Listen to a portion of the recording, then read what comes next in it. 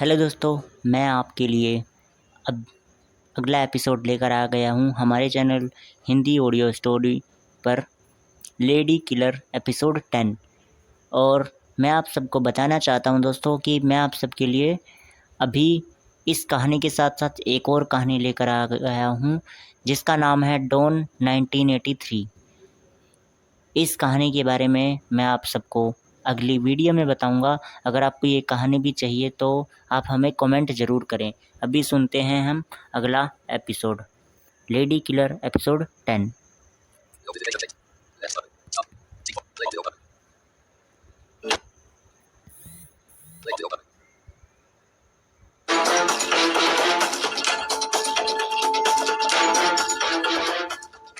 पृथ्वी ने अपने कदमों को धीरे धीरे खिड़की के नजदीक बढ़ाया और फिर उस कांच की खिड़की पर लिखे हुए शब्दों को पढ़ने लगा जो कि खून से लिखे हुए थे।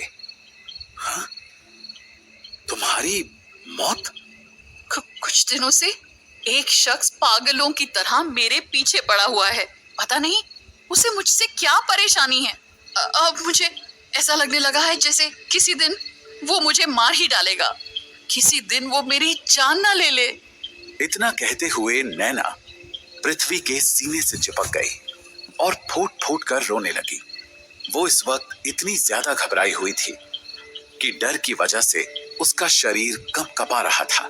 नैना को इस तरह से घबराया हुआ देखकर पृथ्वी ने भी उसे अपने सीने से दूर नहीं किया और वो कुछ देर के लिए वैसे ही खड़ा रहा। जीवन उन दोनों को इस तरह से देखते हुए वहां से निकलकर बाहर आया और फिर अपने हाथ में मौजूद पानी के ग्लास को जमीन पर फेंकते हुए गार्डन में आकर बैठ गया। नैना, तुम बहुत गलत ट्रैक पर जा रही हो। तुम इस बात को क्यों भूल रही हो कि ये पृथ्वी कोई आम इंसान नहीं बल्कि सीबीआई इंस्पेक्टर है। CBI inspector. अगर उसे तुम पर जरा भी शक हुआ तो सब कुछ बर्बाद हो जाएगा। अब तो हद हो चुकी है। जीवन की आंखों के सामने मौजूद गार्डन, जो कि किसी कब्रिस्तान से कम नहीं था, उसमें कई लोग चैन की नींद सो रहे थे, जो कि इन दिनों न्यूज चैनल्स की सुर्खियों में गुमशुदा के तौर पर हर घर की टीवी स्क्रीन पर नजर आ रहे थे। लेकिन इन्हीं गुमशुदा लोगों में से एक शख्स अभी तक जिंदा था, जिसकी हालत इस वक्त एक जिंदा लाश से कम नहीं थी। इस पल उसके दर्द से तड़पने और कराहने की आवाज जीवन के कानों में सुनाई दे रही थी, जिसे नजरअंदाज करते हुए जीवन नैना के उन दिनों को याद करने लगा जब वो एक सीधी साधी लड़की थी और दुनिया उसे खुशी के नाम से जानती थी। बेटा मेरी बात मान जाओ। तुम क्यों इस तरह से मुंह फुलाकर घूम रही हो? शादी तो तुम्हें करनी ही पड़ेगी। मैं कुछ ही दिनों में तुम्हारी शादी के कार्ड छपवाने के लिए जाऊंगा। बेहतर होगा कि तुम मान जाओ। पापा, आप जानते हैं तुषार मुझे पसंद नहीं है, फिर भी आप मेरी शादी उससे करना चाहते हैं।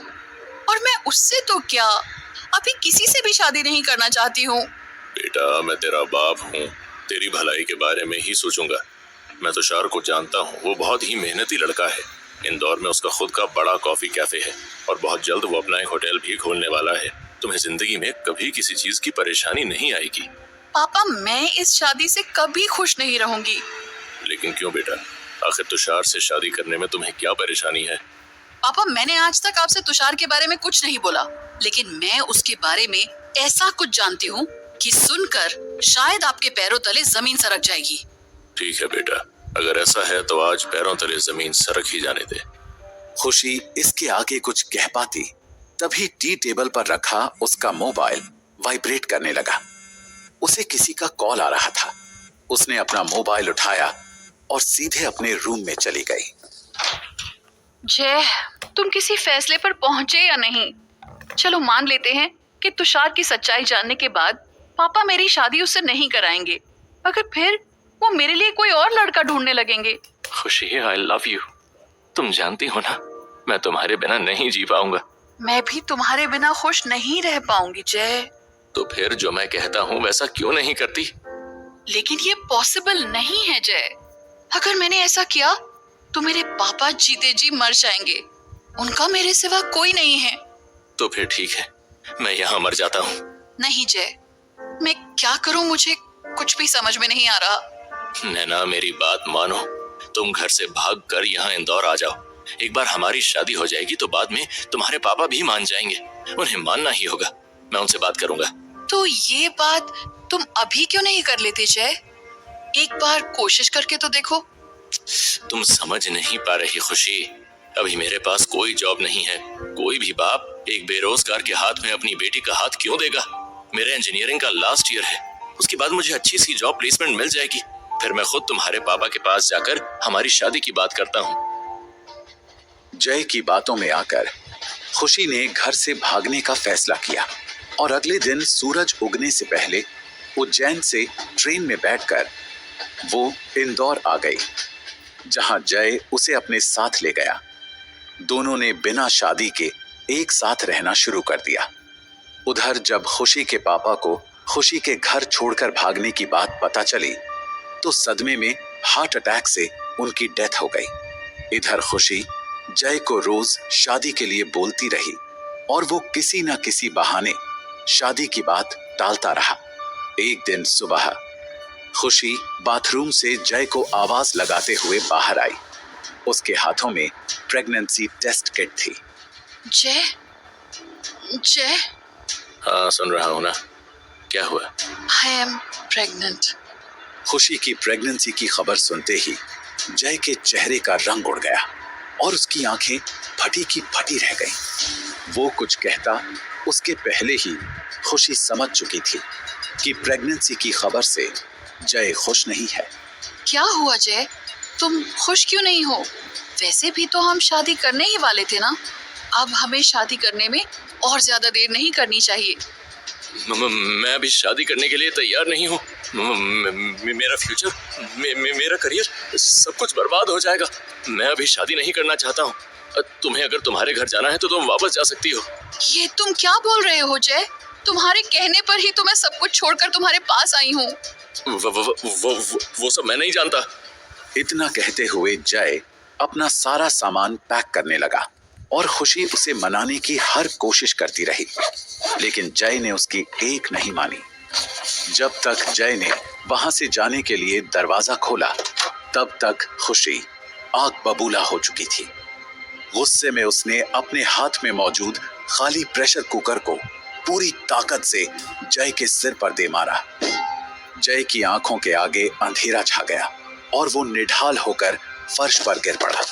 कमरे में फर्श पर चारों तरफ खून ही खून नजर आ रहा था। कुछ घंटे बेसुध बैठने के बाद खुशी ने अपने आप को संभाला और लाश को ठिकाने लगाकर वहां से निकल गई। ये खून खुशी की जिंदगी का पहला खून था, जो कि प्यार में धोखा खाने के बाद तब किया था जब वो नैना नहीं बल्कि खुशी थी। मैं अब पापा के पास भी नहीं जा सकती। अब मैं करूं तो क्या करूं? इस वक्त खुशी पूरी तरह से बिल्कुल अकेली हो चुकी थी। तभी उसे इंदौर में रहने वाले तुषार की याद आई, जिससे उसके पापा उसकी शादी करवाना चाहते थे। खुशी ने तुषार से कांटेक्ट करने का सोचा और वो उसके घर पहुंच गई। उसने तुषार को अपनी जिंदगी के बारे में सब कुछ सच सच बता दिया।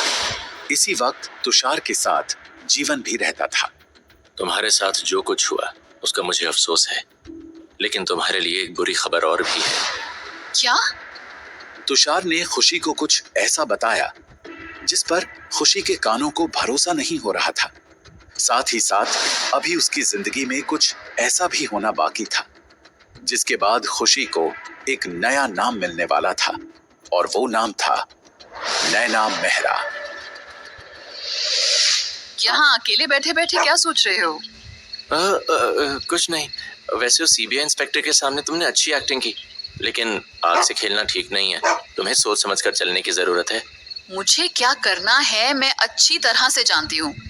तुम्हें पृथ्वी को लेकर ज्यादा परेशान होने की जरूरत नहीं है। परेशान कैसे होने की जरूरत नहीं है? वो सीबीआई इंस्पेक्टर है, कोई आम आदमी नहीं। उसकी फिक्र छोड़ो, फिलहाल उस लड़के के पास चलो। आज अगर जो मैं चाहती हूँ वैसा उसने नहीं किया तो उसे मुक्ति देनी ही होगी। नैना किस लड़के की जान लेने की बात कर रही थी? आखिर नैना के अतीत के पन्नों में और कौन से राज छुपे हुए हैं? जानने के लिए सुने प्यार में मिले धोखे और मौत के इर्द गिर्द घूमती इस कहानी का अगला एपिसोड।